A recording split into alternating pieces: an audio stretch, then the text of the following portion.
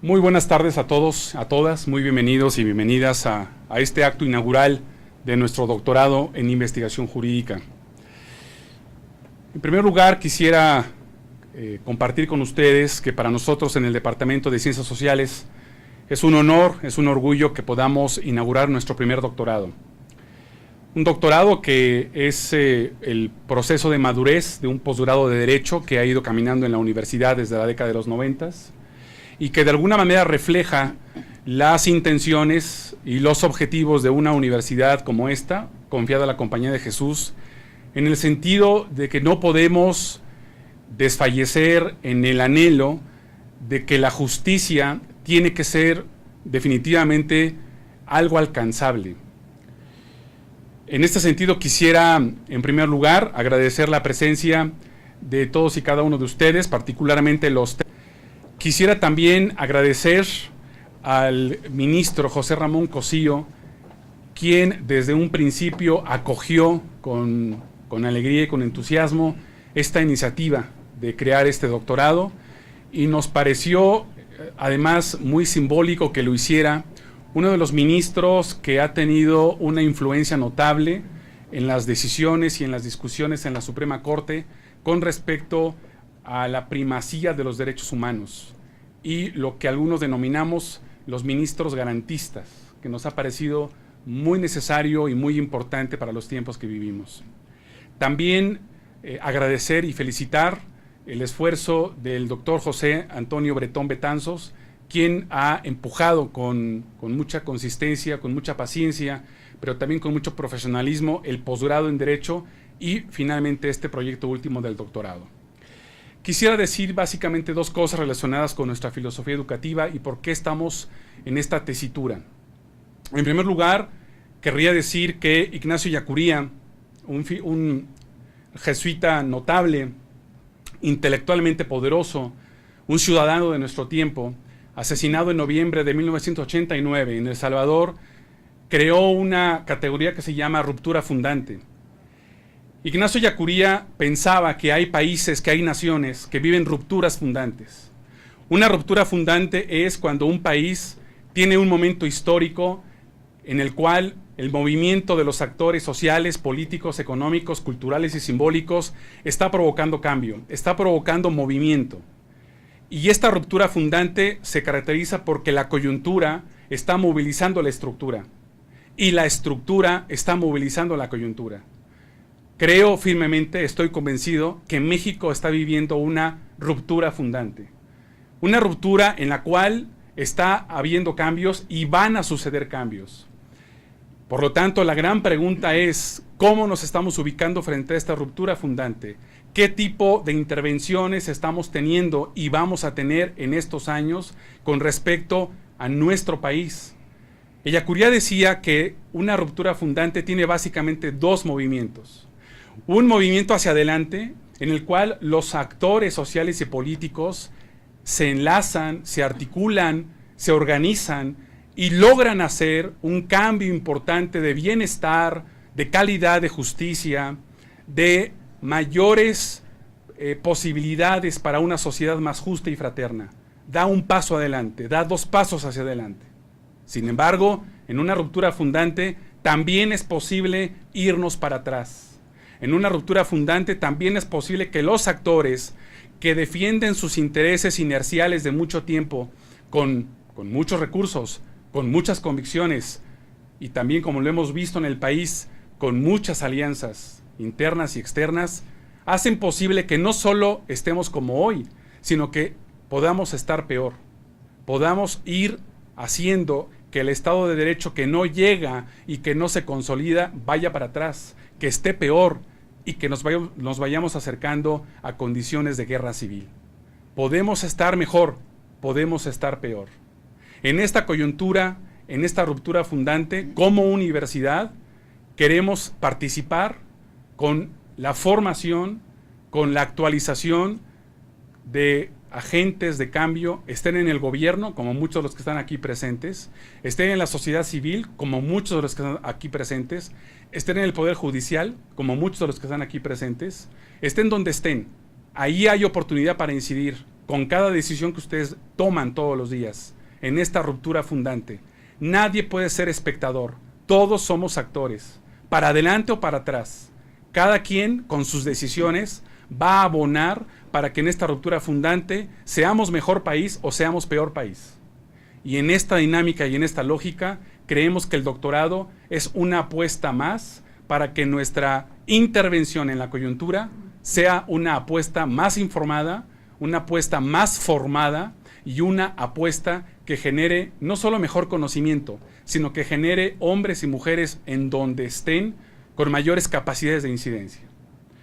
Segunda apuesta de compartir. Una muy bienvenida especial a los 13 alumnos que hoy están en este doctorado. Siéntanse bienvenidos. Están ustedes ingresando a una universidad de la Compañía de Jesús con 450 años de tradición educativa. La Compañía de Jesús tiene un solo fin. No tiene la finalidad de convertir a todos católicos. No tiene la finalidad de que ustedes vayan a misa, a la capilla hermosa que tenemos en nuestra universidad. El único objetivo de la Compañía de Jesús es que su educación incida en la justicia. La Compañía de Jesús, en sus universidades jesuitas, ha logrado crear la conciencia de que la educación tiene que ser para cambiar la sociedad. Solo así creemos en este doctorado. No queremos hombres y mujeres más sabios. No queremos hombres y mujeres que presuman su doctorado. Queremos hombres y mujeres que con su doctorado vayan donde vayan, hagan algo para que avance la justicia. Ese es el propósito de una universidad de la Compañía de Jesús. Bienvenidos los 13 inscritos al doctorado, bienvenidos a esta aventura de estar en una universidad de la Compañía de Jesús y quizás a lo mejor en las aulas, en la discusión con los profesores, puedan entender mejor por qué el Papa Francisco es como es. Muchas gracias, bienvenidos. Haciendo y lo que queremos hacer el día de hoy, o a partir del día de hoy. Por una parte, si observamos la parte estructural, observaremos que la universidad ha logrado abrir el espacio de estudios máximo que puede existir dentro de nuestro sistema de educación, el doctorado en investigación jurídica. Se logró, la universidad puso a disposición todos los medios y muchos, el día de hoy 13, acuden a ese llamado y estamos iniciando una nueva etapa. Esa me parece es una etapa que ya concluyó. La nueva etapa me parece tiene que ver con las personas. Para la universidad es más importante formar ciudadanos que formar mejores abogados. No lo queremos dejar de lado, pero sí queremos personas que asuman su responsabilidad de actores públicos, de actores de cambio y de personas que transformen la realidad. Todos los que ahora están iniciando su doctorado tienen un proyecto que se asoma evidentemente a la transformación de la realidad. No hay un solo proyecto que sea dogmático, que sea teórico, todos son alcanzables y todos tienen la finalidad de proponer cambios en nuestra sociedad. Esta es la pertinencia del doctorado frente a la filosofía de nuestra universidad. Nosotros no podemos seguir esperando a que las cosas cambien porque existe una inercia o existe una coincidencia. Me parece que tenemos que ser responsables y asumir la parte de emplear las herramientas, los conocimientos que tenemos muchos de ser abogados, para entonces lograr una mejor forma de vida en nuestro país. La substancia también tiene que ver con los alumnos que ahora inician su especialidad, que están acompañándonos y que siguen confiando en nuestra universidad. Me refiero a todos los exalumnos. Tanto en la maestría como en la especialidad como en el doctorado existen exalumnos que cursaron con nosotros la licenciatura, su especialidad o la maestría, y eso significa que la confianza se va reiterando por cada grado que van logrando, y eso significa que estamos trabajando para lograr nuestros objetivos. En la otra parte tenemos alumnos que vienen de diferentes experiencias profesionales, pero también de diferentes formaciones académicas, de muy diversos perfiles académicos que vienen a fortalecer lo que estamos haciendo en la Ibero. Por eso considero que este es un quiebre, porque a partir de ahora el posgrado en Derecho no solamente se limitará a continuar estudios reflexivos, sino con proyectos realmente alcanzables y que son transformadores de la realidad. Yo quiero agradecer, quiero aprovechar este espacio porque me parece que esto no se hubiera logrado si no tuviéramos la confianza de la propia institución. El padre Fernando pues es una persona extraordinaria, nos ha brindado todo el apoyo, pero también el doctor Gonzalo, que siempre animó este tipo de proyectos, el maestro Juan Luis Hernández Avendaño, y quiero agradecer el acompañamiento del ministro José Ramón Cosío. Ustedes saben la historia de la cátedra José Ramón, se instaura en 2013. Bueno, para 4 años después estamos iniciando, como producto de esa cátedra, de la cátedra Cosío, estamos iniciando el doctorado en investigación jurídica. Fue un proyecto amplio que tardó, pero que el día de hoy estamos materializando con alumnos, con profesores y con todo lo que se requiere para la impartición de una cátedra. También tenemos profesores de nuevo ingreso que impartirán materias en el doctorado, profesores que no habían venido, pero también quiero agradecer y reconocer que al día de hoy tenemos profesores que fueron fundadores del posgrado y que aún siguen con nosotros impartiendo cátedra. Su valor no solamente tiene que ver con la constancia de asistir a nuestro posgrado, sino con la calidad y el reconocimiento de nuestros alumnos sobre la figura que representan. Me refiero en específico al doctor Víctor Manuel Martínez Bullegoiri, de verdad, y lo digo siempre, en todos los salones lo digo, él fue mi profesor, le tengo mucho respeto como profesor y me da mucho gusto saber que sigue impartiendo y que ahora, pues digamos, la circunstancia de la vida hizo encontrármelo acá.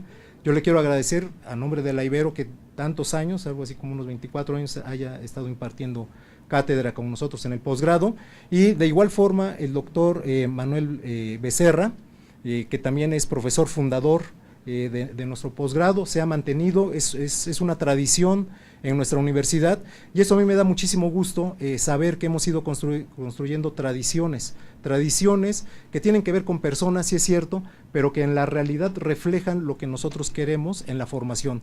Por una parte queremos consistencia, consolidación de conocimiento, pero por otra parte también queremos innovación. Ahora tendremos profesores que afortunadamente no han participado con nosotros, pero que han elegido la universidad para participar en su práctica docente, como el doctor Carlos Pelayo, el doctor Fix Fierro, el doctor Roberto Lara Chagoyán, en fin, una serie de nombres que irán pues acá acompañándonos en los pasillos de nuestro posgrado, y pues con el gusto de habernos comprometido con una empresa que hoy nos reúne, digamos a manera de celebración, porque yo creo que debemos de estar muy contentos con este paso, y pues también un avance, y hay que reconocerlo, la maestría en Derechos Humanos, ¿no? Es decir, esto es un avance donde en términos de cambio y de justicia social, pues la universidad muestra su compromiso porque estos temas no queden aislados y no tengamos únicamente un pensamiento técnico, sino también un pensamiento social que nos acerque a resolver la problemática que vivimos. Muchas gracias a todos y buenas tardes. Invitamos al doctor José Ramón Cosío Díaz. Muy buenas tardes a todos ustedes. Voy a ser realmente breve porque en un momento tendré que hacer uso de la palabra, y si les cuento muchas cosas ahora me quedo sin contarles cosas después. En esta muy cálida ceremonia, me estoy refiriendo desde luego al calor que todos estamos padeciendo, no sé si sería bueno que abrieran la puerta para que corriera un poco el aire para todos nosotros, cosa que se agradece mucho. Me da mucho gusto estar con ustedes. Muy brevemente cuento cómo llegué yo aquí a la Ibero Puebla. Cuando el maestro Bretón me visitó algún día en la Suprema Corte de Justicia, él me contó de su amistad con un amigo común, con el ministro fallecido Gudiño Pelayo, y empezamos a tener una relación. Él muy gentilmente y con la autorización de las autoridades de aquí de la universidad me invitó a que se abriera una cátedra con mi nombre, cosa que me pareció interesante, muy elogiosa, pero bajo la condición de que en esa cátedra pudiéramos reflexionar sobre el modo en el que se estaba desarrollando la profesión jurídica. Creo que ahí le falta mucha reflexión a este tema. No sabemos cuántos abogados somos, no sabemos qué estamos haciendo, no sabemos qué habilidades tenemos, no sabemos cómo son las transformaciones futuras que seguramente tendríamos que enfrentar. Y a partir de ahí se inició una muy agradable relación personal con él, con la universidad, con el padre rector, con Juan Luis, con Gonzalo. Al maestro Óscar lo conozco menos, pero también tengo el gusto de conocerlo. Y de esa forma fue poco a poco naciendo esta idea del doctorado.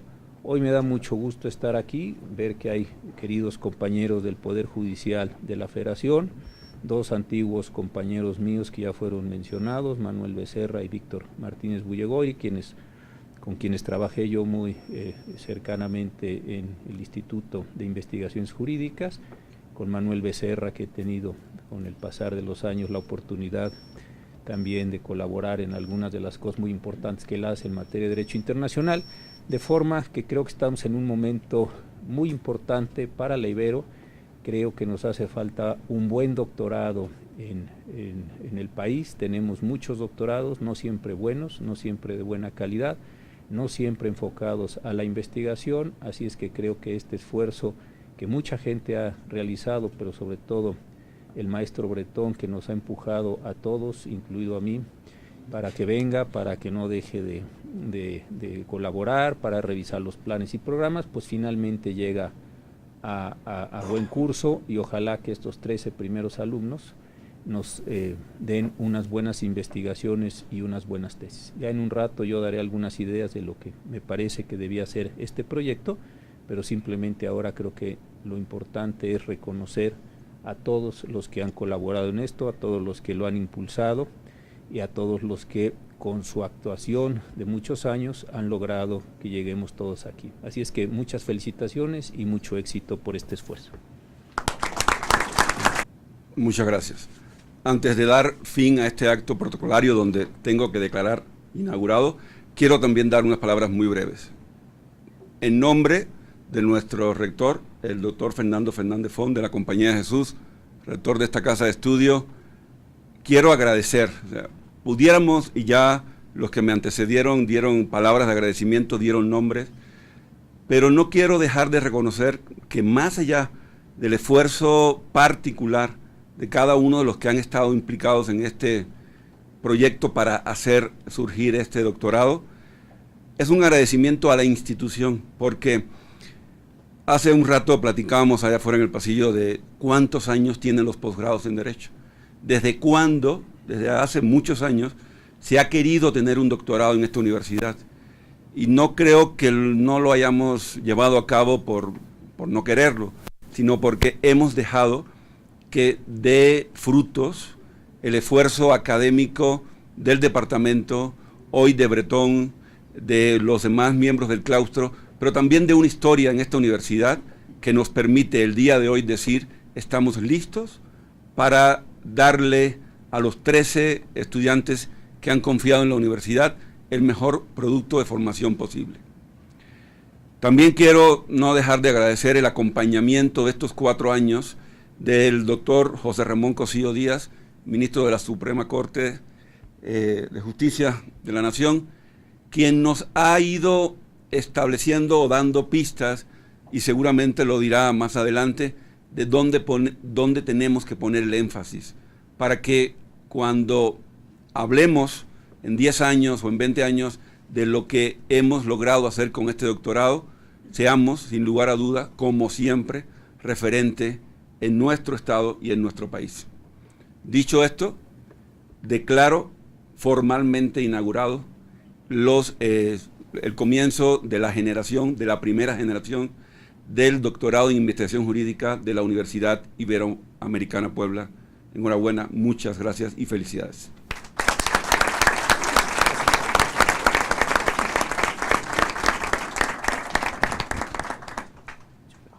Con esto concluimos un evento tan tradición jurídica. Nos sentimos orgullosos de este logro tan importante. A continuación, cedo el uso de la palabra no me quiero quedar. al moderador, doctor José Antonio Bretón 11 y 21 de 2011, en colaboración con Raúl Mejía y Laura Rojas, y Derechos Humanos, Apuntes y Filosofía, el Nacional de Comunicación, Derecho, y el Nacional Malinali 2011 para la promoción de las artes, los derechos humanos y la diversidad. Digamos que existe un espacio y un sello que autoriza esta colección, es decir, solamente, si no mal recuerdo, tenemos 2 colecciones, aparte del ministro, y esto implica pues el compromiso que ha tenido. En relación con la cátedra José Ramón Cosío, nos ha acompañado personalmente y dirigido el programa las 3 ocasiones que hemos tenido.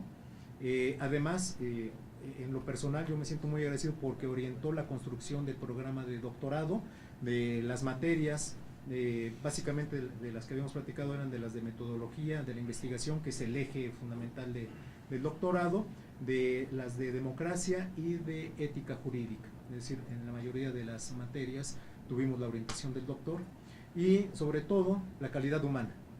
Yo me imagino que cuando pensamos en un ministro pensamos en barreras, en burocracias, en filas, ¿no?, para poder intercambiar ideas. La verdad, y yo se lo quiero agradecer, y probablemente no es únicamente personal, lo puedo apreciar cuando voy a su despacho. Todas las personas, todos saben que van a ser atendidos por el ministro, aún sea el tiempo que les lleve, pero también saben que la atención va a ser correspondida, ¿no?, que el ministro les va a brindar un espacio. Y eso, pues lamentablemente no se pone en los currículums porque probablemente nadie ha estado en ese despacho. Sí quiero decir, bueno, pues afortunadamente por las formas en que nos hemos ido comunicando, las entrevistas son ágiles, son breves, pero siempre con un trato muy humano, que a mí me parece todos, o al menos yo he aprendido mucho de cómo tratar a las personas. Eso creo que es la mejor lección que he podido tener del doctor Cosío. Y pues agradecer, doctor, de verdad que nos acompañe en este evento tan importante para nosotros. Le cedo el uso de la palabra. Muchas gracias. Sí. Tarde con ustedes sobre algunas ideas. Se nos ocurrió algo como lo siguiente: exponer durante un rato no muy largo algunas ideas generales y, si después les pareciera, abrir un momento de intercambio de opiniones que puede ser más interesante y más divertido. A mí me ha parecido que siempre hay un comentario que va más o menos en este tenor. ¿Por qué en los años 40, 50, más o menos, a lo mejor esto desde finales de los 30, en el país se pudieron escribir libros muy importantes, casi todos ellos publicados por la editorial Porrúa, en los cuales muchos de nosotros nos formamos y algunas personas se siguen formando? Está el libro de Introducción al Estudio del Derecho de don Eduardo García Maínez, el libro de Constitucional de don Felipe Tena Ramírez, están todos los libros de Mercantil, de Barrera Graf, de Mantilla, etcétera. Este libro de Civil de Rogina Villegas, el de Administrativo de Gavino Fraga. ¿Por qué ese momento histórico fue posible y por qué ese momento histórico hoy no es tan posible? Realmente eran tan excepcionales, no digo que no fueran muy buenos, pero eran tan excepcionales que pudieron escribir libros que ninguno de nosotros en nuestra generación podemos escribir. Es decir, no ha habido un constitucionalista que supere a Tena, no ha habido una persona que pueda superar el libro de Amparo del doctor Burgoa o los libros de Mercantil que ya me mencioné. ¿O es que esto se debe no tanto a una condición particular de estos sujetos, sino a una condición histórica que se vivió en esos años y que hoy no podemos repetir en este sentido? A mí me ha tocado, por intereses personales, hacer una biografía de don Felipe Tena Ramírez. Acabo de terminar una de don Antonio Carrillo Flores, que son personas muy notables. Tengo cercanía con algunos de estos profesores, en particular con el maestro Fix. Entonces entiendo sus características, entiendo sus capacidades, entiendo también que son personas pues muy dotadas, muy estudiosas, pero tampoco son personas que no puedan volverse a repetir nunca más en la historia nacional, ¿no? Inclusive leyendo los libros con la prueba del tiempo, tampoco es que los libros sean ese grado de perfección, que es un punto que me interesa mucho destacar. Era un derecho donde el Código Civil estaba, el Código de Comercio estaba, el Código Penal estaba, la Ley de Amparo estaba, fíjense cómo son ordenamientos casi todos ellos de los 30, de forma tal que había una estabilidad en el orden jurídico, había una estabilidad institucional. El amparo no se mueve en el país desde finales del siglo XIX prácticamente hasta la reforma de 2011. El Código de Comercio se había ajustado a las modernidades, los códigos de procedimientos estaban ahí, el cambio institucional prácticamente no existe, estamos en la quinta época del Semanario Judicial de la Federación, la editorial importante era Porrúa, la facultad de Derecho importante era la Universidad Nacional. Es decir, no había una enorme transformación social. Y me parece que en ese tiempo de relativa estabilidad política, social, económica y jurídica, había una gran predictibilidad sobre el derecho, y esa predictibilidad sobre el derecho permitía escribir libros.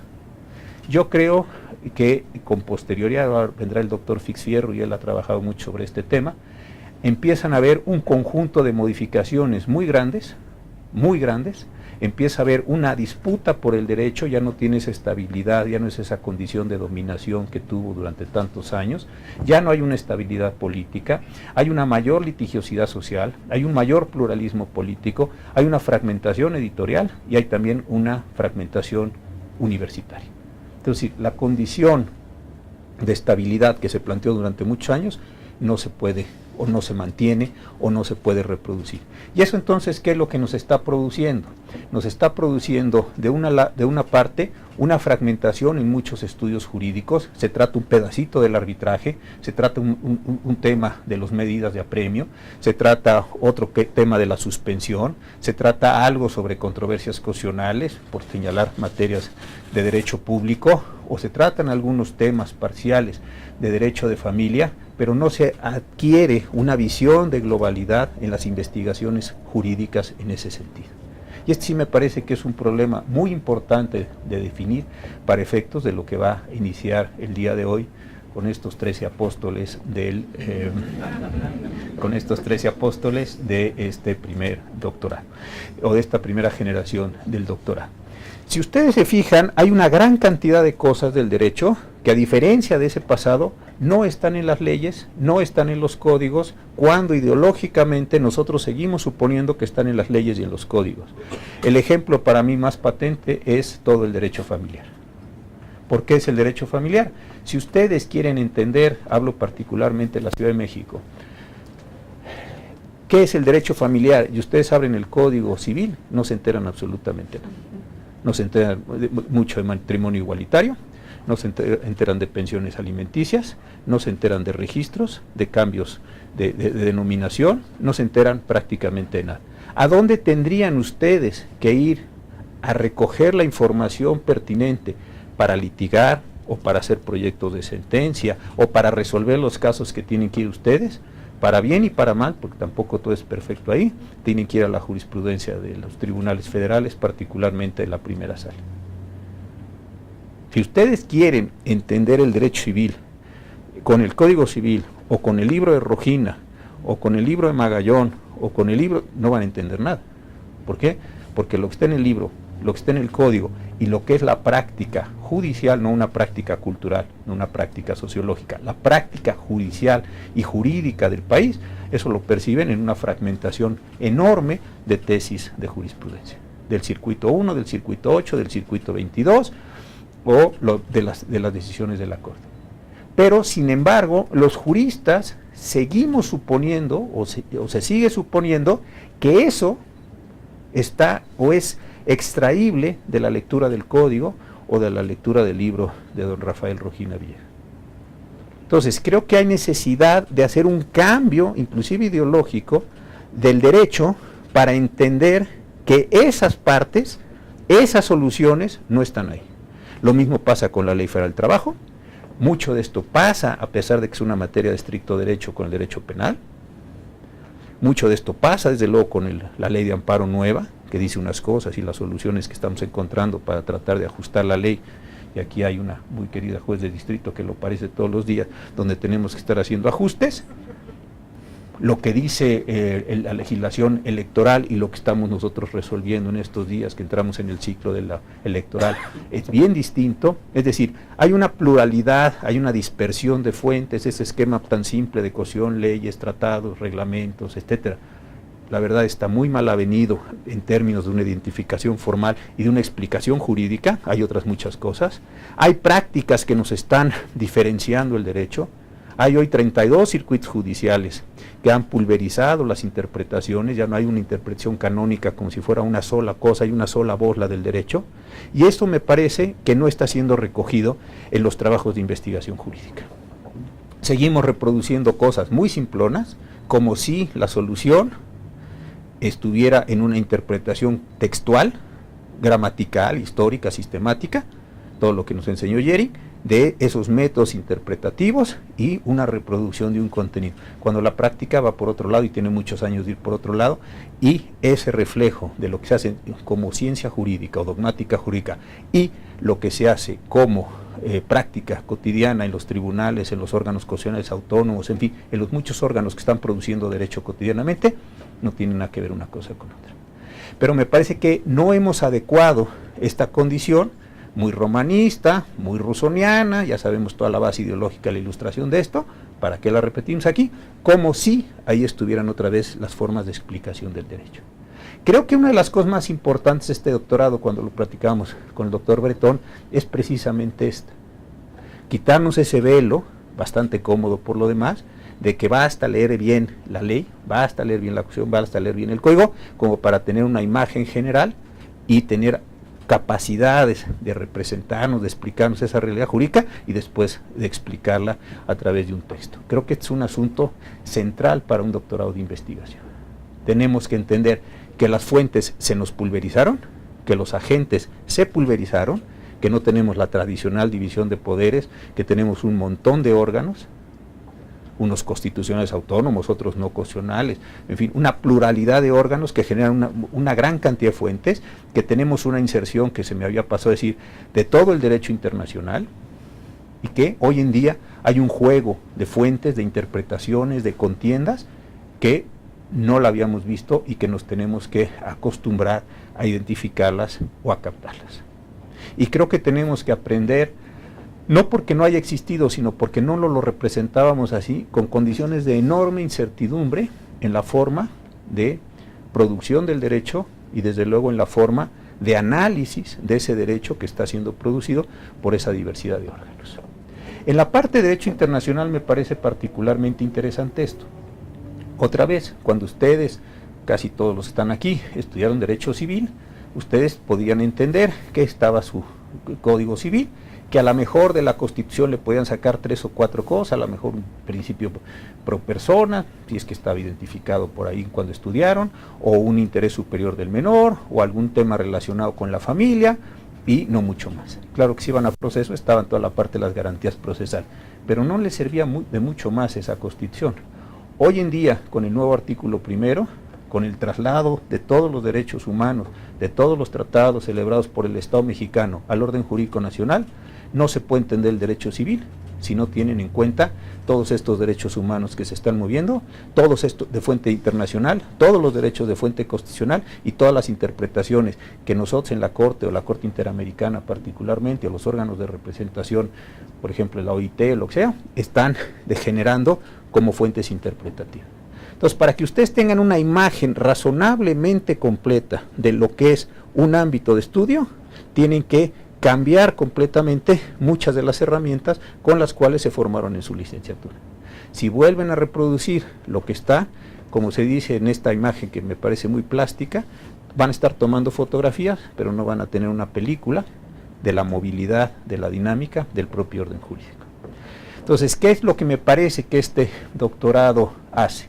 Pues precisamente eso, tratarles de decir, espabillense, no es eso que ustedes creen que existe, no es esa forma de diferenciación entre lo que opera en un mundo teórico descrito por Rojina, discutiendo con Planiol o con Enexerus o con Chicú en su libro, respecto de un código civil que no es el nuestro, respecto de unos autores que ya están muertos. Es decir, eso no es lo que necesitamos, sino también necesitamos incorporar toda la práctica judicial que se está presentando, internacional y nacionalmente. Este me parece que es un tema central. Segundo problema, este es el problema, digamos, técnico. Por la misma dinámica que tiene de construcción el orden jurídico, me parece que estamos en un momento de pasmo, estamos pasmados. ¿Por qué? Porque se están moviendo las cosas a una enorme velocidad y no estamos teniendo la capacidad de captar todo aquello que se está moviendo, todo aquello que se está transformando cotidianamente en el orden jurídico, ¿no? Este me parece también que es un tema central. Entonces me parece que además de esta función puramente intelectual, sí necesita uno tener como un grado muy abierto de curiosidad para tratar de captar los fenómenos, de ordenarlos a partir de una teoría y de poderlos representar para después poderlos explicar. Este me parece un asunto central también en este caso, este más metodológico. Y un tercer aspecto al que han hecho alusión todas las autoridades de la Universidad Iberoamericana y que es parte de la filosofía tan importante de este proyecto de San Ignacio de Loyola y que le han dado continuidad a tantas personas, es también esta participación activa en los problemas sociales. Creo que algo muy, muy importante que nos está sucediendo es que no estamos teniendo respuestas inteligentes para muchos de los problemas que nos están reventando, voy a usar esta expresión, en la cara, y que no estamos sabiendo cómo contender con ellos. ¿Qué es un desaparecido en México? ¿A quién estamos en posibilidad de llamarle jurídicamente, técnicamente, desaparecido? ¿Tenemos una definición en alguna legislación? ¿Tenemos un elemento, un criterio para contar cuántas personas están en situación de desaparecidos en este país? No lo tenemos. Tenemos una enorme cantidad de libros que nos hablan del garantismo, del neoconstitucionalismo, de una bola de cosas muy interesantes. ¿Cuántos ejercicios de aplicación de eso tenemos a la cotidianidad? Tenemos un derecho al agua muy interesante en el artículo 4. El derecho del agua dogmáticamente, funcionalmente, para que opere en vida cotidiana, ¿es de este tamaño o es de este tamaño? ¿Es redondo? ¿Es cuadrado? ¿Es un rombo? ¿Qué característica tiene? No lo sé. Cuando dice que tengo la caución derecho a una vivienda digna y decorosa, esa vivienda digna y decorosa a la que tengo derecho, ¿como que qué quiere decir? ¿Cuándo puedo exigir, y los tribunales están obligados, más allá del postulado constitucional que todos lo podemos leer, a operar de esta forma? ¿Cómo nos representamos 32 circuitos judiciales que pueden resolver a su interior las contradicciones de tesis en sus colegiados? ¿Cómo manejamos esa pluralidad? Ya no hay una uniformidad, una respuesta única, permanente, total, correcta. Tenemos una gran cantidad de cosas en este sentido. ¿Cómo impactan las sustituciones de los ministros de la Suprema Corte de Justicia en la manera en que se constituye la Suprema Corte de Justicia? ¿Por qué, a pesar de que en algunos estados se ha reconocido el matrimonio de personas del mismo sexo, no hemos podido, jurídicamente hablando desde luego, generalizar esta solución o esta opción para la mayor cantidad de personas posible? ¿Qué estamos haciendo con los migrantes que vienen de Centroamérica y que pasan por la bestia? Pues quién sabe. Estamos muy ofendidos porque nos tratan mal allá arriba, pero estamos mucho menos ofendidos de lo mal que los tratamos a los que vienen de allá abajo. Nada de eso hay soluciones jurídicas. Digo, pongo unas, aquí nos podemos estar toda la tarde. No sabemos ni cuáles son. Estamos en una crisis jurídica, estamos en una crisis de la profesión, estamos con una crisis muy visible del tema de la oralidad penal, pero tenemos otras muchísimas cosas, podríamos hablar muchas cosas de esto. Yo creo que esta es la función del doctorado, representarse de manera distinta al derecho, explicarse de manera distinta al derecho y tratar de producir soluciones para muchos de estos problemas que estamos enfrentando. Yo espero que los 13 alumnos inscritos concluyan. Yo esperaría ver 13 muy buenos trabajos doctorales que satisfagan estas tres condiciones, que no tengan una representación ingenua del derecho, que nos digan y nos describan lo que ya sabemos, pues con comprar el código, leer la jurisprudencia, uno ve las cosas, para eso compré un libro, para que me diga lo mismo que dice la jurisprudencia, pues entonces tiré el dinero. Y tercero, que sí tengan una solución funcional hacia lo que podemos enfrentar. Yo creo que si esto lo logramos, como decía el maestro Bretón, y en 10 años revisamos estas tesis más las que se van acumulando, muchas de ellas se publicarán, en fin, ya luego platicaremos de la posibilidad de insertar algunas de las mejores tesis o todas las buenas tesis, en fin, ya iremos viendo para qué dan los alumnos de aquí, en una colección de libros, pero que se diga, hombre, estas condiciones generales fueron satisfechas por estos alumnos. Y lo mismo vale, me parece, para los alumnos de maestría, porque lo que vale para una investigación de doctorado vale también para una investigación de maestría y una investigación de licenciatura también. De otra forma, pues entonces sigamos formando un producto normal en la licenciatura, uno menos normal en la maestría y un excepcional en el doctorado. Ese nunca ha sido el espíritu de la universidad, ni creo que sea lo que nos convenga. Yo aquí dejaría esto, y si hay algún comentario, alguna crítica, alguien tampoco les parece lo que digo, pues estamos ahorita en posibilidad de resolver, o me salgo como sea, ¿no? Gracias,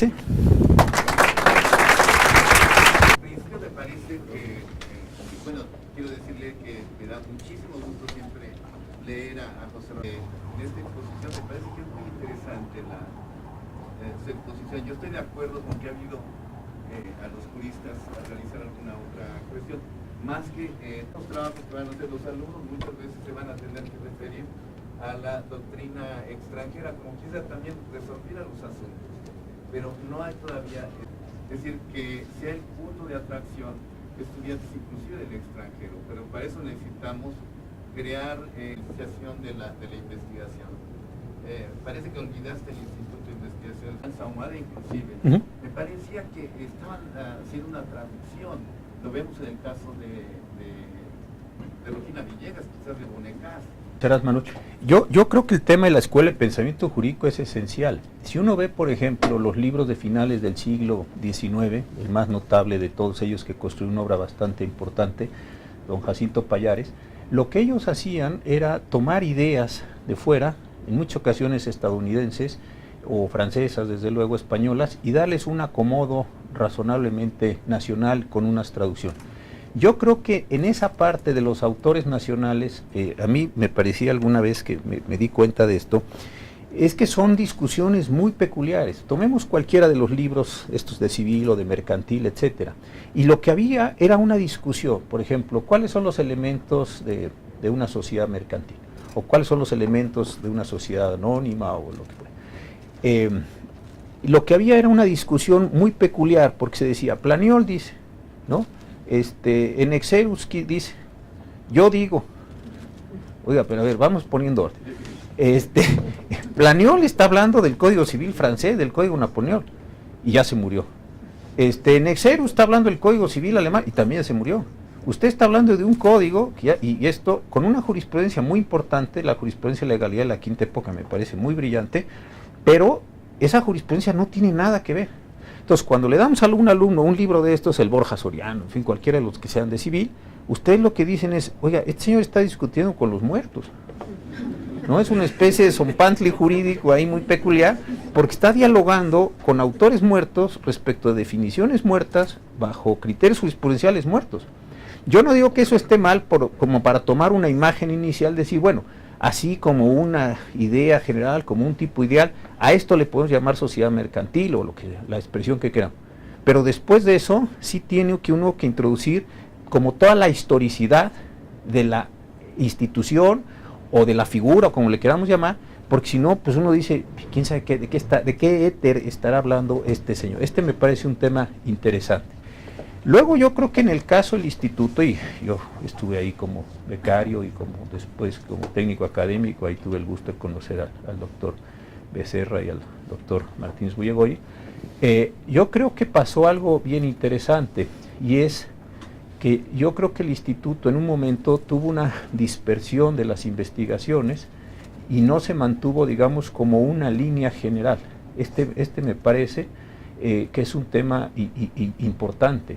Creo que con el maestro Fix había una escuela procesal muy importante, yo el doctor García Ramírez, Oñate, ¿no? El propio Niceto Alcalá, esa parte bien, luego la parte de constitucional, en fin, pero yo creo que después hubo no sé si un éxodo, parte de su propio éxito, hacia un conjunto de funciones administrativas, y después me parece que hubo una pérdida de líneas de investigación en ese mismo sentido, y ahora creo que tiene que entrarse, esta es mi muy personal posición, a un instituto que respeto y quiero mucho, como una reconstitución de líneas de investigación precisamente respecto a esos temas, y no solo una investigación aplicada para resolver temas muy coyunturales como la necesidad de que mañana aparezca una solución. Creo que el Instituto de Investigaciones tiene que ser eso, de mayores investigaciones, de mayor concepción, de mayor construcción de ese mismo tipo de pensamiento, ¿no? Me parece que esto sí es un tema central. Y ya dejándolo al instituto, pero sí como un fenómeno general, creo que estamos otra vez en esta parte viviendo un momento histórico muy complicado en el país, donde pareciera que sabiendo uno ciertos tipos de autores, uno tiene la capacidad de resolver los problemas. Es decir, pongo el caso de un autor o de varios autores concretos, pensemos por ejemplo en casos de argumentación, con que se sepa Alexi ya se es un argumentador, o con que se haya leído a Ferrayoli ya se es no, ese no es el asunto.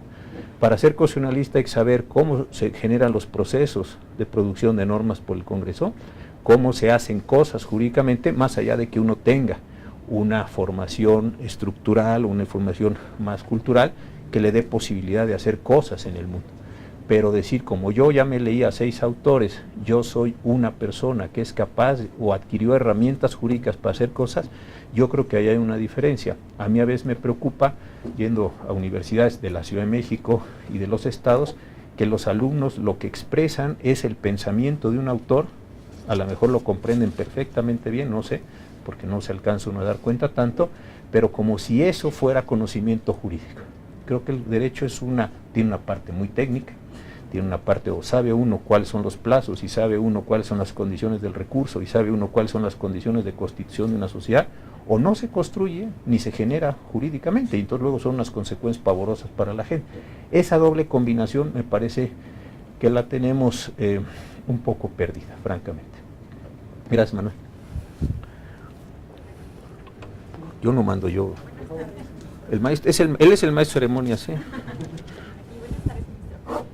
dado cuenta, son materias que deben ser elementales, y sin embargo, son un poco que les lo decía, ¿no? Para que pueda generarse conocimiento, tenemos que partir de la raíz, ¿no? Que la raíz es la filosofía. Me llama la atención que en México, por ejemplo, no hay escuelas de pensamiento jurídico. ¿Por qué se ha abandonado, esta es la pregunta, por qué se ha abandonado tanto la filosofía jurídica? Esta diferencia, y es bien interesante lo que usted dice. Hace varios años yo estaba ahí de director del Departamento de Derecho del ITAM y se presentaron los exámenes de Ceneval. Yo tuve que ir a participar en todos esos elementos. No, de eso hace años, pero no tantos años. Y lo que me di cuenta, si no van a hacer, así como, ¿no? No sé tantos años. ¿Y cuáles eran los libros de introducción al estudio del derecho o teoría del derecho con los que estudiaban? Básicamente seguía siendo el libro del maestro García Maínez y el libro del padre Villoro. Eran básicamente los que se llevaban.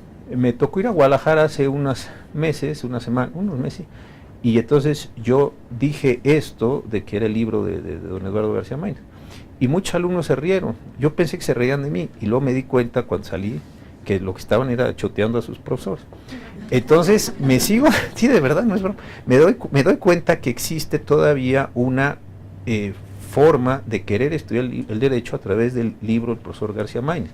Yo creo que es un libro muy bueno, es un libro muy importante, pero hombre, ha habido desarrollos teóricos del derecho mucho más potentes que en ese mismo sentido. La impresión que yo tengo, pero a ver qué les parece a ustedes, es la siguiente. En el siglo XIX se decía que para saber derecho había que saber derecho romano. Si ustedes buscan la media, más o menos es eso. En el siglo XX, la primera parte del XX, se decía que para saber teoría general del derecho para saber derecho había que saber teoría general de las obligaciones. Hoy yo creo que se dice que para saber derecho hay que saber teoría general del derecho. Entonces, ¿por qué son estos tres momentos? Yo creo que son momentos históricos bien interesantes. Me parece a mí que la mayor representación que se logró del derecho en el siglo XIX, el derecho romano, lo tenían tan bien estructurado, tan bien modelado, tan bien diferenciado, que teniendo una imagen del derecho romano, se puede tener una imagen razonablemente general de los órdenes jurídicos del siglo XIX, incluidos los del siglo XIX. Creo que cuando cambia esto a finales del siglo XIX, la teoría general del derecho, la teoría general de las obligaciones, es la representación más completa que se logró en ese momento de teoría general del derecho, de teoría del derecho mismo. Y después empiezan a aparecer ya las teorías generales del derecho. Ya sabemos ahí tal señor Kurkonov y Merkel y Kelsen y todos los demás que vienen.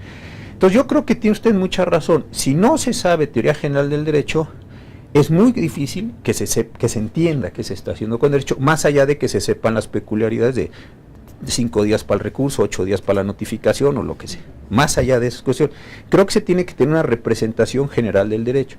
Y a mí me parece que en términos educativos, a los que damos clase de derecho, y aquí hay muy buenos profesores, se nos está presentando un fenómeno que es muy, muy complicado, que es dar clase contra esto. ¿Por qué? Porque si yo ahorita les digo a ustedes que la Constitución mexicana, fuera esto una clase, se promulgó el 4 de febrero de 1917, un alumno va a sacar y va a decir, profesor, aquí dice que fue el 5 de febrero. Y son una lata dar clase con ustedes ahora.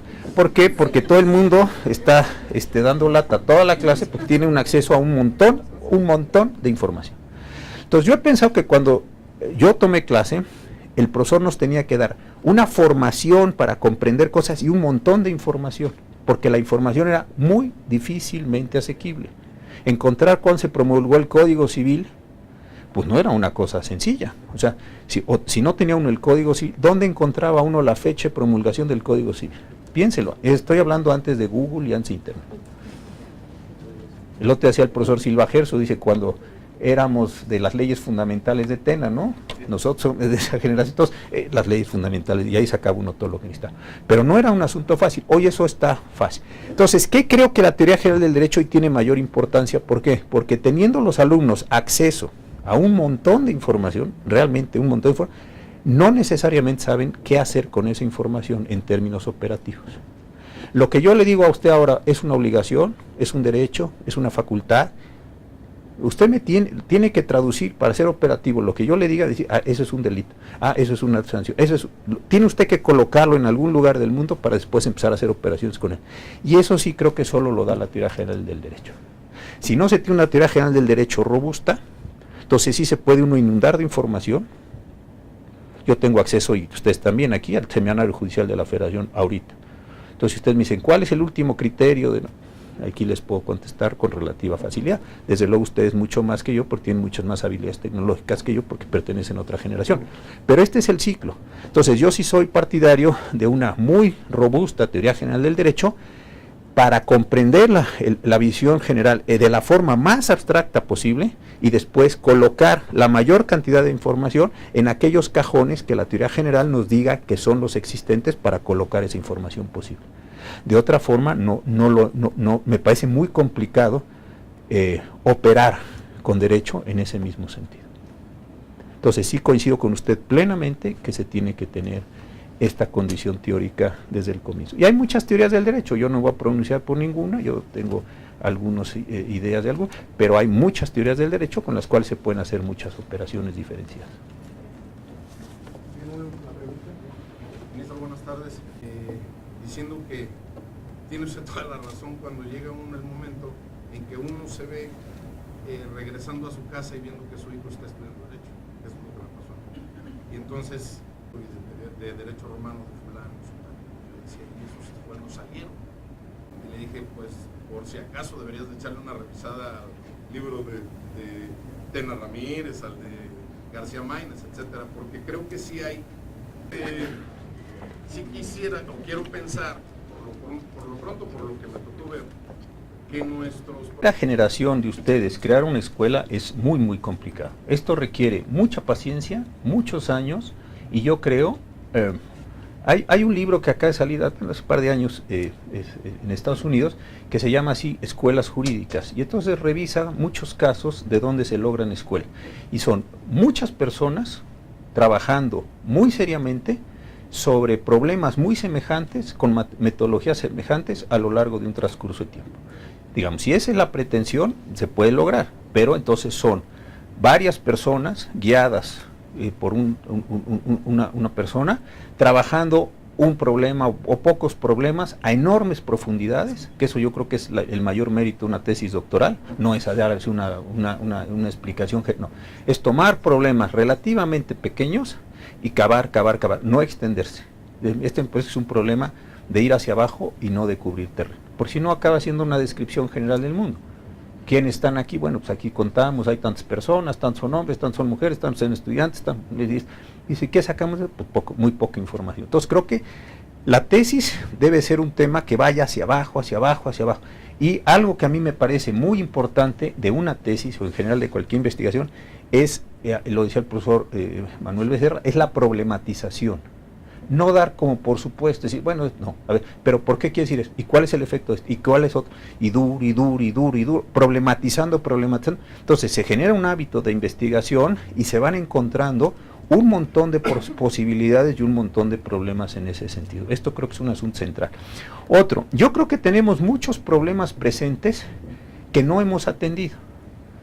Yo el otro día pensaba en la siguiente condición. Cuando yo estudié Derecho, estudiar Derecho Agrario, y lo digo con el mayor respeto al asunto, era una materia, la verdad, como muy de segunda. Bueno, hoy en día, habiéndose transformado la manera en la que se van a atender los ductos, todos los ductos, y las líneas eléctricas en el país, sobre propiedades agrarias, es un tema central. Yo no sé qué porcentaje exactamente, así técnicamente, del inmueble nacional esté sobre terrenos agrarios.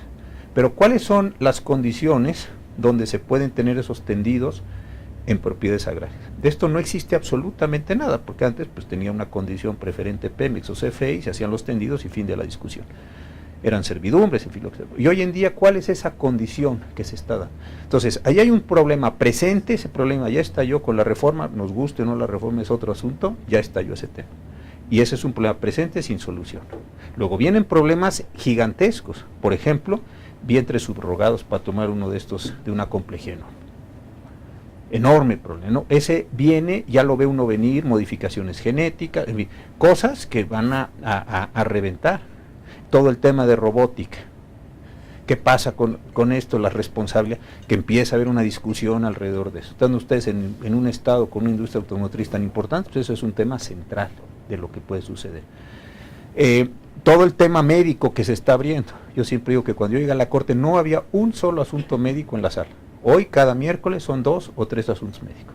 Entonces, esto se transforma. ¿Quién es responsable? ¿Cuáles son la condición de los R1, de los R2, de los R3, de los servicios de emergencia? Es un tema gigante.